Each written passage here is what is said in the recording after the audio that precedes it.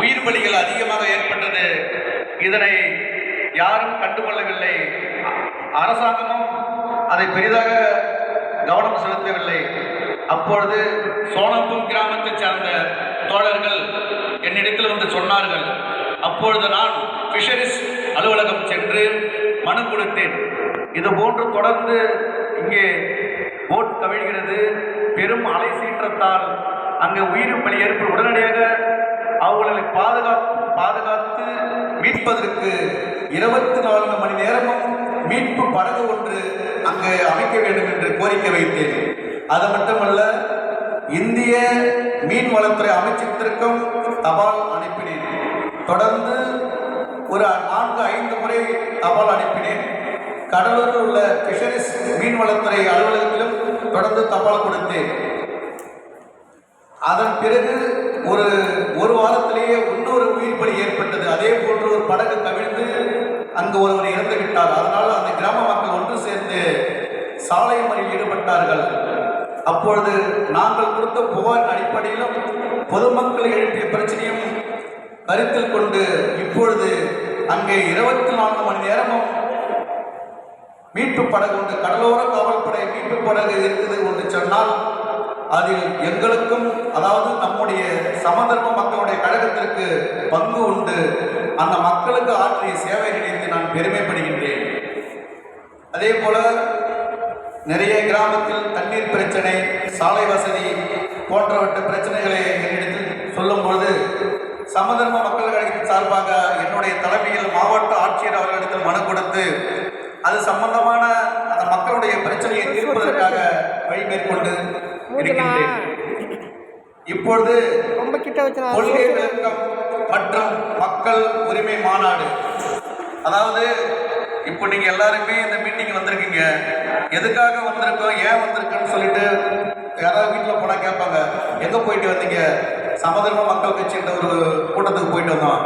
அந்த கூட்டத்தில் என்ன பேசுனாங்க, அந்த கட்சியினுடைய கொள்கை என்ன, எதற்காக அந்த கட்சி வளர்ந்திருக்கிறது, மக்களுக்கு அவங்க என்ன செய்ய போறாங்க அப்படின்னு உங்கள்கிட்ட கேள்வி கேட்பாங்க.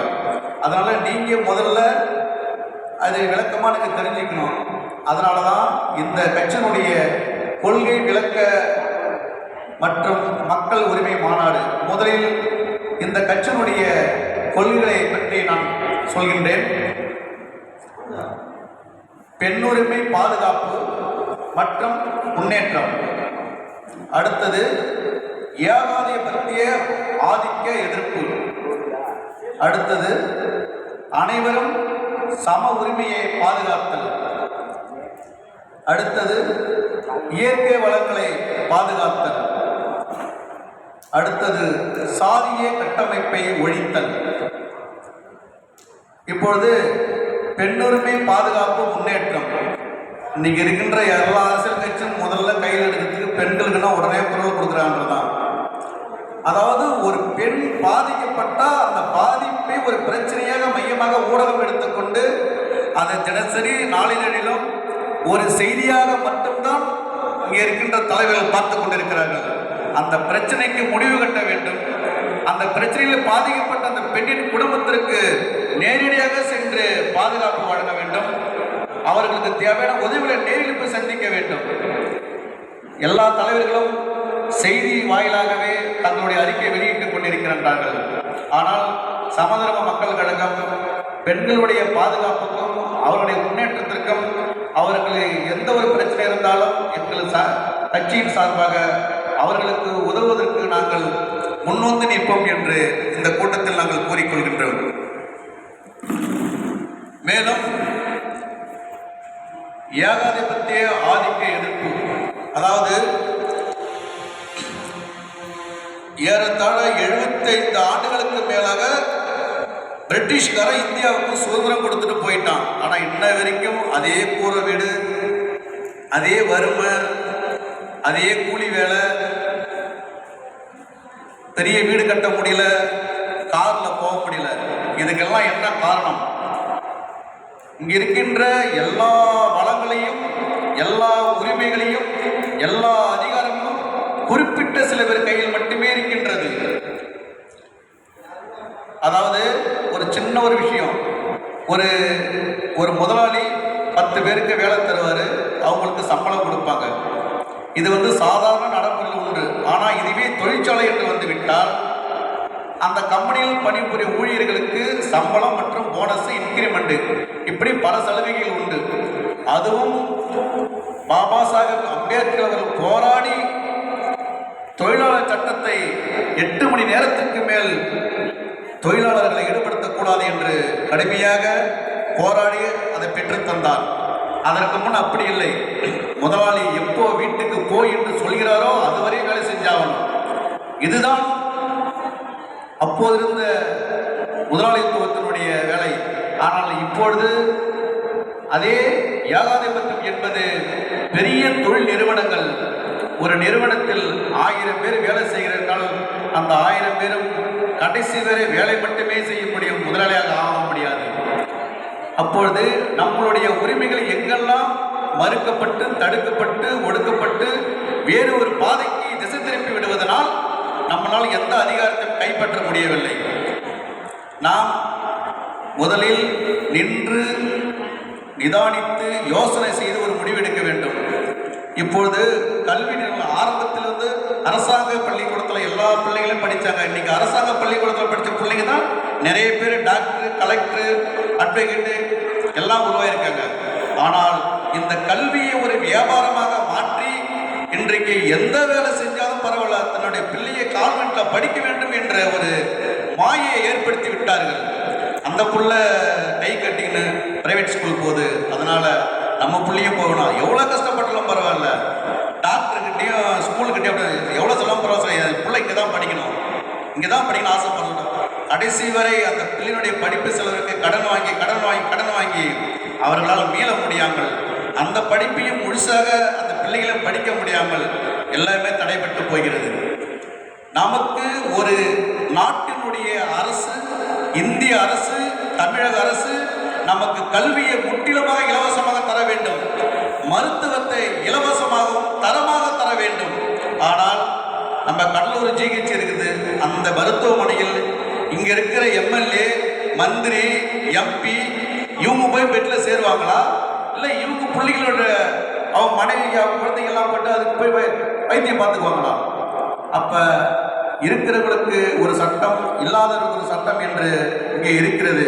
ஆனால் பாபா சாஹேப் அம்பேத்கர் அவர்கள் ஒவ்வொரு குடிமக்களுக்கும் உண்டான சட்டத்தை நம்மளுக்கு ஏற்படுத்தி வைத்திருக்கிறார். அதனை நாம் படிக்கவில்லை, அதை நாம் புரிந்து கொள்ளவில்லை. ஒவ்வொரு மனிதனுக்கும் தனிப்பட்ட உரிமை இருக்குது. அந்த உரிமையை மறுக்கப்படும் போது சட்ட ரீதியாகவும் போராடலாம். நாம் அதை வெளிப்படுத்த அரசாங்கத்தின் மேலும் குறை சொல்லி நம்முடைய பேச்சுரிமையை, கருத்துரிமையை வெளிப்படுத்தலாம். இன்னொன்று, இயற்கை வளங்களை பாதுகாத்தல். அதாவது இன்னைக்கு ஏகப்பட்ட இயற்கை நிலங்கள் அழித்து பிளாட் போட்டு வீடு கட்டின்னு வந்துட்டாங்க.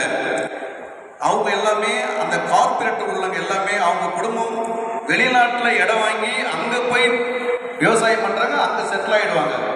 ஆனால் இந்த விவசாயம் சுற்றி இருக்கிற நம்ம இந்த விவசாயம் முற்றிலுமாக அழிந்தால் இங்கே இருக்கிற அந்த ஃபேக்ட்ரி, தொழிற்சாலைகள் அதிகமாக ஆனால் அதோட நச்சுத்தன்மை அதிகமாக வெளிவந்து இங்கே மனிதர்கள் வாழ முடியாத ஒரு சூழ்நிலை ஏற்படும். நாம் சுவாசிக்கின்ற காற்று சுத்தமானது இல்லை, நாம் குடிக்கின்ற தண்ணீர் சுத்தமான தண்ணீர் இல்லை. கொஞ்சம் கொஞ்சமாக மனிதன் வாழ தகுதி இல்லாத ஒரு பூமியாக மாறி வருகிறது. இதை நாம் யாருமே கண்டுக்க மாட்டோம், ரொம்ப சாதாரணமாக நினைச்சிட்டு போறோம். ஒரு ஆறு கூட சுத்தமாக இருக்க மாட்டேது. எவ்வளோ கழிவுநீர் இருந்தால் ஆற்றில் கலந்ததுனாக்கா அதில் உள்ள மீன்கள் இறந்து போயிடுது. குறிப்பாக ஒரு 20 வருஷத்துக்கு முன்னாடி உங்களுக்கு எல்லாருக்கும் தெரியும் நினைக்கிறேன், நம்ம கடலூர் ஓட்டி லாஞ்சேரியில் ஒரு நாளைக்கு கேரளா, கர்நாடகா இப்படி என்று ஆந்திரா 3 மாநிலத்துக்கு இங்கிருந்து மீன் ஏற்றுமதி ஆகும். ஏறத்தாழ ஒரு நாளைக்கு 150 வண்டிகள் மேலே ஏற்று அந்த அளவுக்கு மீன் வரத்து இருந்தது. 3 மாநிலத்திற்கு அளவுக்கு மீன் ஏற்றுமதி நடைபெற்ற இந்த கடலூர் துறைமுகத்தில் இன்று மீன் வரத்து குறைந்துள்ளது. அதற்கு என்ன காரணம்? இங்கே உள்ள தொழிற்சாலைகள் தான். இந்த தொழிற்சாலைகளுடைய கழிவு நீர் அதில் கலப்பதனால் அங்கே மீன்கள் வரவில்லை. எப்படி நாம் சுவாசிக்கும் போது ஒரு அசுத்தமான காற்று சுவாசிக்கும் போது நம்மளால் அங்கே நெருங்க முடியவில்லையோ, அதே போலதான் நீரில் வாழும் உயிரினங்கள் அந்த அசுத்தமான தண்ணீரினுடைய அந்த சுவாசிக்கிறதுனால அதனால் அங்கே வர முடியவில்லை. இன்று மீன் வளம் குறைந்துள்ளது. இதற்கு காரணம் மீன் இங்கே வரவில்லை என்று அர்த்தம் இல்லை, மீன் இங்கு வர முடியாத அளவிற்கு தண்ணீர் மாசுபட்டு இருக்கின்றது என்றுதான் அர்த்தம். அப்படிப்பட்ட இயற்கை வளங்களை கொஞ்சம் கொஞ்சமாக அழித்துக் கொண்டிருக்கிறார்கள். தற்போது இங்கே இருக்கின்ற கம்பெனியினுடைய வெளிவருகின்ற புகை, கார்பன் மோனாக்சைடு மற்றும் மிகவும் ஆபத்தான புகைகள், நச்சுக்கள் வெளியேறுகின்றன. இவைகள் கொஞ்சம் கொஞ்சமாக இந்த கடலோர மாவட்டத்தின் பகுதியில் உள்ள மக்களை வாழ்வதற்கு தகுதி இல்லாமல் ஆக்கிவிடும். நிச்சயமாக இங்கே நிலத்தடி நீர் கொஞ்சம் கொஞ்சமாக மாசுபட்டு இருக்கிறது. இனி வரும் காலங்களில் நிலத்தடி நீர் நமக்கு சுத்தமானதாக கிடைக்குமா என்றது சந்தேகம்தான். அதனால் இயற்கை வளங்களை பாதுகாப்போம். கேப்பர் மலை ஒன்று இருந்துச்சு, தெரியுமா உங்களுக்கு? கேப்பர் மலை இருந்து தெரியல எல்லாருக்கும் உங்களுக்கு. இப்ப அந்த மலை இருக்குதா? நம்ம வேடிக்கை பார்த்துக்கிற மலை யாரு? இங்க இருக்கிற ஆட்சியாளர் உருவாக்குனாங்களா? இயற்கை வளம் எல்லாருக்கும் சொந்தம். ஒரு நாய், பூனை, குருவி எல்லாருக்கும் சொந்தம் அந்த மலையில. இங்க சுனாமி வரும்போது இங்க உள்ள மக்கள்லாம் பாதுகாப்பா போயிட்டு அந்த மலையில தான் நம்ம தஞ்சம் அடைஞ்சோம். அந்த மலையை இன்னைக்கு இல்லாம ஆகிட்டாங்க. நம்மளாம் வேடிக்கை பார்த்துக்கிறோம். அதை போய் யாராவது கேட்பாங்க? நம்ம எல்லாருக்கும் உரிமை இருக்கு. இந்த பூமியில் உள்ள அனைத்து இயற்கை வளங்களையும் யாருக்கும் அழிப்பதற்கு உரிமை இல்லை, பயன்படுத்திக் கொள்ளலாம். அழிப்பதற்கு யாருக்கும் உரிமை இல்லை. நாம் அதை கேட்க மறுக்கின்றோம். அந்த மலையே இன்றைக்கு தரமட்டமாகிவிட்டது. மலையினுடைய அந்த அமைப்பு நீர்த்து போனால் தண்ணீர் உள்ளே இருக்காது, தண்ணீர் வெகு விரைவாக ஆவியாகிவிடும். அங்கே நீர்வரத்து, கீழே ஓடுகின்ற நீர்வரத்து தானாக பாதை மாறிவிடும். இன்று தமிழகத்தில் உள்ள எல்லா மலைகளுக்கு மேலே கோயில் இருக்குது. பழனி, திருத்தணி, இப்படி மலை மேல கோயில் வச்சிருக்காங்க. ஆனால் அந்த மலை மேல அந்த கோயில்கள் சாமின்னு சொல்லிட்டு வழிபடுற அந்த கோயில் மட்டும் இல்லைனாக்கா இன்னைக்கு எந்த மலையுமே இருக்காது. அந்த சாமி அன்னைக்கு வச்சதுனால தான் அந்த கோயிலாவது இன்னைக்கு விட்டு வச்சிருக்காங்க, அந்த மலையாவது விட்டு வச்சிருக்காங்க, இல்லைனாக்கா அதையும் அழித்திருப்பார்கள். அதனால இயற்கை வளங்கள் எந்த வழியில் வந்து மாசுபடுத்தினாலும், அந்த இயற்கை வளங்களை தடுக்க நினைத்தாலும் அழிக்க நினைத்தாலும் சமதர்ம மக்கள் கட்சி நின்று அதை கடுமையாக எதிர்த்து போராடும். அதை நம்ம போராடுவோம். நம்ம எல்லாம் ஒன்றிணைந்தால் கண்டிப்பாக எதிர்த்து போராடலாம். தற்பொழுது கூட குடிகாட்டில் ஒரு ரசாயன தொழிற்சாலை வெடித்தது. அந்த ரசாயன தொழிற்சாலை வெடித்தது. அதன் பிறகு ஒரு 10 நாட்கள் தான் அது செய்தியாக இருந்தது. அதன் பிறகு எல்லாரும் நார்மல் ஆகிட்டாங்க. செய்தி எல்லாமே செய்தியாக போய்விட்டது. இன்று அவர்களுக்கு வந்த பாதிப்பு நாளைக்கு நமக்கு வரும். இரவு நேரங்களில் எப்பொழுதாவது கண் எரிச்சலோடு புகை வரும், யாருக்கும் தெரியாது. மணி 12, 1 மணி, 2 மணிக்கு மேல அந்த நச்சு புகையை திறந்துவிட நல்ல உறக்கத்தில் இருப்போம். நம்ம நல்லா தூங்கி கொண்டிருக்கும் அந்த புகை வரும். கண் வீச்சு பார்க்கறதுல அந்த 2 மணி நேரத்தில் அந்த புகையை மூடிவிடுவார்கள். இப்படி தொடர்ந்து நச்சு கழிவுகள், நச்சு காற்றை வெளிப்படுத்திக் கொண்டிருக்கிறார்கள் இங்குள்ள தொழிற்சாலைகளை. இது எல்லா அரசு அதிகாரிகளுக்கும் தெரியும், இங்க இருக்கின்ற ஆட்சியாளர்களுக்கும் தெரியும். மக்கள் எப்படி போனா என்ன, அதை பற்றி கண்டுகொள்ளவே இல்லை. இன்னொன்று, சாதி கட்டமைப்பை ஒழித்தல். ஏறத்தாழ 2000 ஆண்டுகளாக இந்த சாதிய கட்டமைப்பை, தீவிரமாக இருந்த சாதிய கட்டமைப்பை பாபா சாஹேப் அம்பேத்கர் அவர்களால் அந்த கட்டமைப்பை உடைக்க முடிந்தது. அவர் அந்த கட்டமைப்பை முறித்து விட்டார். ஆனால் இன்னும் அதில் சில பிசிறுகள் தொங்கிக் கொண்டிருக்கின்றது. அதனை முழுமையாக வேறறுத்தால் தான் அனைவரும் சாதி மதம் பாகுபாட்டை தவிர்த்து அனைவரும் ஒரு நாட்டுடைய குடிமகனாக நாம் வாழ முடியும். நமக்கு என்ன உரிமை இருக்கிறது, என்னென்ன சலுகைகள் இருப்பது என்பது நமக்கு யாரும் அதை பார்ப்பதற்கு கிடையாது. அதற்கு நேரம் காலமும் கிடையாது. ஒவ்வொரு குடிமகனுக்கும்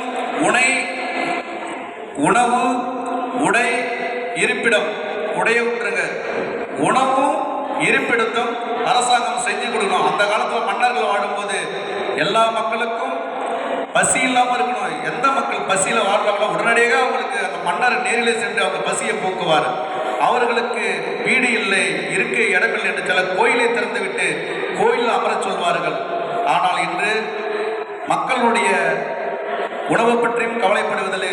ரேஷன் கடையில் வழங்கப்படுகின்ற அரிசி, அந்த வீட்டு அரிசி இங்கே உள்ள எம்எல்ஏ எம்பி மந்திரி அவங்க வீட்டு நாய் சாப்பிடுமா அந்த அரிசியை? அவங்க வீட்டில் உள்ள நாய்க்கு போட்டு அந்த அரிசியை சாப்பிடுமா? ஆனால் நமக்கு போடுறாங்க. ஏன்னா நம்மளுக்கு கேட்கறதுக்கு யாரும் ஆளு கிடையாது, தட்டி கேட்பதற்கு ஆள் இல்லை. நம்மளுடைய வரி பணத்தை எல்லாம் வாங்கி கொண்டு நமக்கு என்ன தராங்க? ஒன்றும் இல்லை. நீங்கள் இருக்கிற எல்லாருமே நீங்கள் எல்லாமே வரி கட்டுறீங்க, டெய்லி வரி கட்டுறீங்க. இது தெரியுமா உங்களுக்கு? நீங்கள் தூங்கி எழுந்து போன உடனே கடைக்கு சோப்பு, சீப்பு, எண்ணெய், எல்லா பொருளுக்கும் அரசாங்கம் கூட்ட வரி வாங்குறாங்க. அது முதல்ல தெளிவாக தெரிஞ்சுங்க. நீங்கள் கடையில் வாங்குற ஒவ்வொரு பொருளும் இப்போ 10 ரூபாய்னாக்கா அதில் 1 ரூபாய் வரிக்கு போயிடுது. அப்போ நீங்கள் சின்ன வயசுலேருந்து இவ்வளோ வயசு வரைக்கும் எவ்வளோ அரசாங்கத்துக்கு வரி கட்டியிருப்பீங்க? அந்த வரி பணத்தில் அரசாங்கம் உங்களுக்கு என்ன செஞ்சிருது? நம்ம அரசாங்கத்துக்கு வரி கட்டின்னு வரோம். அதனால் நம்ம எந்த ஒரு கேள்வியாக இருந்தாலும் அரசாங்கம் தப்பு செஞ்சதுனால மக்களுக்கு தேவையான உரிமைகளை செய்யலனாக்கா கண்டிப்பாக நாம் எதிர்த்து கேள்வி கேட்பது உரிமை உண்டு. நாம் வழங்கப்படுகின்ற வரி பணத்தை வைத்து தான் தமிழ்நாட்டில் ஏறத்தாழ 10 கோடி மக்கள் தாண்டிட்டாங்க. இந்த 10 கோடி மக்களும் ஒரு நாளைக்கும் அவங்களோட வரி பணம் எவ்வளோ அரசாங்கத்துக்கு கருவூலத்திற்கு போகும். இந்த வரி பணத்தில் நமக்கு ஒன்று வேணாம், ஒரு சுகாதாரமான, ஒரு சுத்தமான ஒரு மருத்துவமனை நமக்கு எல்லா வசதியும் இங்கே கிடைக்கின்றதா? கடலூர் மருத்துவமனையில் நரம்பியாலஜியே ஒன்று கிடையாது. யாராவது போயிருக்கீங்களா? நரம்பியாலஜி, நரம்பு சம்பந்தப்பட்ட வைத்தியம் கடலூர்ல ஜிஹெச்ல பார்க்கலாம். அதுக்கு இங்கே டாக்டரே இல்லைன்றாங்க. போனா இது பாண்டிக்கு போகணும், சென்னைக்கு போகணும். கடலூர் ஜிஹெச்சில் ஏதாவது ஒரு அவசரமான ஒரு பாதிப்பு ஏற்பட்டு போச்சு என்று நம்ம மருத்துவமனையில் சேர்த்த உடனே இது இங்கே முடியாது, நீங்கள் பாண்டி ஜிப்மருக்கு போங்க, பாண்டி ஜிப்மருக்கு போக, இல்லைனா ஜிஹெச் போகன்றாங்க. இது ஆரம்பத்தில் ஒரு 20 வருஷம் முன்னாடி சொன்னாங்க, ரைட்டு. இன்னமும் அதே தான் சொல்கிறாங்க. அப்போ இந்த 20-30 ஆண்டுகளாக அந்த மருத்துவமனை நவீனமாகப்படவில்லை, அதற்கு நிதி ஒதுக்கவில்லையா? ஏன் அங்கே உள்ள மருத்துவமனைகள் தான் இங்கே உள்ள செய்ய மாட்டாங்களா? அந்த மருத்துவமனைக்கு சென்றாலும் அங்குள்ள மருத்துவர்கள், நீங்கள் யாருக்கு ஓட்டு போட்டு எம்எல்ஏ ஆக்கினீங்க, நீங்கள் யாருக்கு ஓட்டு போட்டு எம்பி ஆக்கினீங்க, அவங்கள போய் கேளுங்க ஏன் இங்கே சிகிச்சை கொடுக்க மாட்டாங்கன்னு. எங்ககிட்ட அனுப்பிச்சு வர்றாங்க பாண்டிச்சேரியில், ஏன் கடலூரில் நீங்கள் போய் கேளுங்க. அது நமக்கு தரமான சிகிச்சை கூட இங்கே தர மறுக்கிறார்கள். ஆகவே நம்முடைய உரிமைகளை என்ன என்று நம்ம ஆராய்ந்து தெரிந்து நம்முடைய அடுத்த பிள்ளை, நம்முடைய சந்ததிக்கு தெரியப்படுத்த வேண்டும். ஒவ்வொரு குடிமகனுடைய உரிமைகளை நாம் தான் பெற்று அதை அனுபவிக்க வேண்டும். பாபா சாஹேப் அம்பேத்கர் அவர்கள் நமக்கு ஒரு மிகப்பெரிய ஒரு பொக்கிஷத்தை வழங்கியுள்ளார். இந்திய அரசியலமைப்பு சட்டம், தி கான்ஸ்டிடியூஷன் ஆஃப் லா. இந்த இந்திய அரசியலமைப்பு சட்டத்தில் என்ன இருக்குது என்று சொன்னால், ஒரு மனிதனுக்கும் தன்னுடைய உரிமை மீறல் ஏற்படும் போது அது ஜனாதிபதியாக இருந்தாலும் சரி, அவர்கள் மேல் நாம் முறையீடு செய்யலாம். ஒரு மனித உரிமை மீறல் எங்கு ஏற்பட்டாலும் அதை நாம் கேள்வி கேட்கலாம். நம்மளுடைய மனித உரிமைகளை தாண்டி இந்த வேறு எதுவுமே மகத்தான ஒரு சக்தி கிடையாது. நம்மளுடைய மனித உரிமைகள் நாம் பாதுகாக்கப்படும் போதுதான் நாம் தெளிவு பெறுவோம். அந்த உரிமைகளை பாதுகாத்தால் தான் அடுத்த தலைமுறைக்கு நம் பிள்ளைகளை நல்ல கல்வியில் முன்னேற்றத்தை கொண்டு வர முடியும்.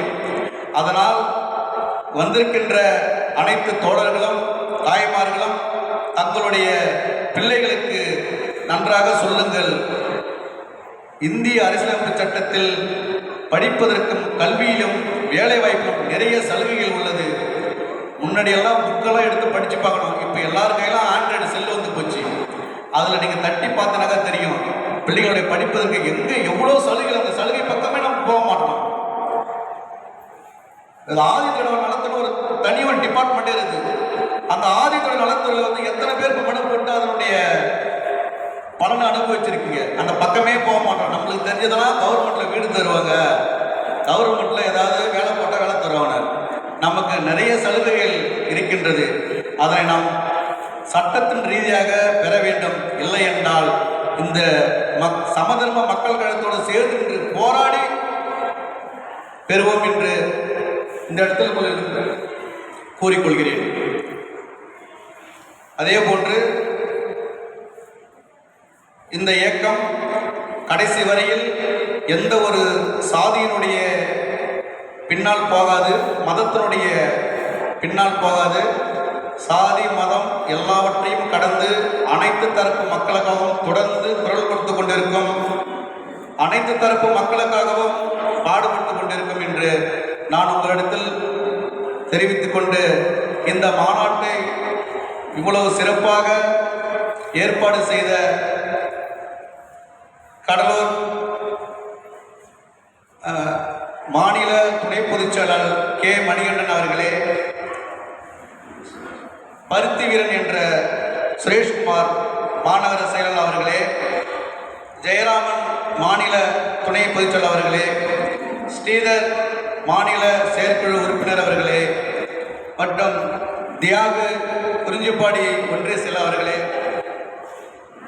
ரமேஷ் அவர்களே, இந்த மாநாட்டை இவ்வளவு சிறப்பாக ஏற்பாடு செய்த அவருக்கு உறுதுணையாக இருந்த எல்லாருக்கும் என்னுடைய நெஞ்சார்ந்த நன்றியை தெரிவித்துக் கொள்கிறேன்.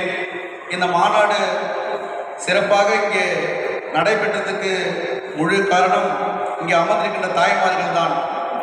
உங்களுக்கு நான் என்னுடைய சமதர்ம மக்கள் கட்சியின் சார்பாக என்னுடைய நன்றியை தெரிவித்துக் கொள்கின்றேன்.